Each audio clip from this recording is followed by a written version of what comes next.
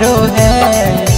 Scent मारो है छौड़ी परमानेंट मारो है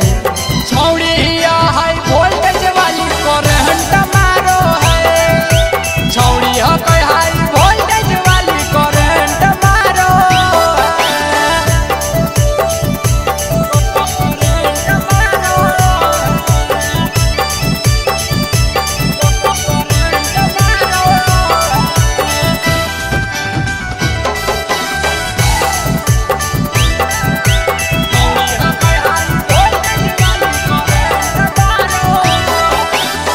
गजबे कमरिया ये कर गजबे हिलावो है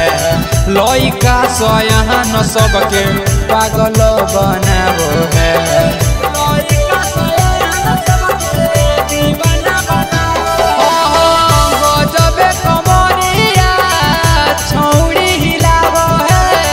लइका सयान सबके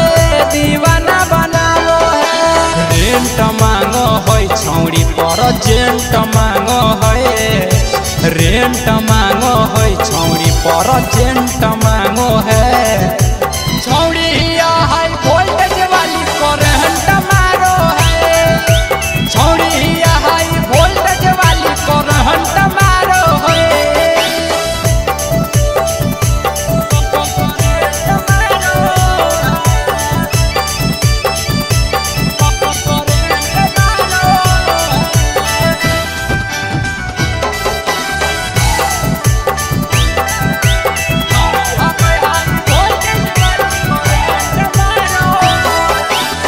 रोडवा पर चलो है छौड़ी लेके आइटम बम रे के करो से लागई भैबा नहीं ई तो कम रे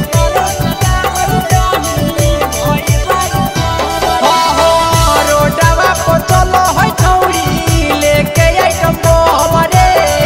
के करो से लागई नहीं भैबा ई कम रे सेंट मारो है से खर कमेंट मारो है सेंट मारो है गोलू कमेंट मारो है।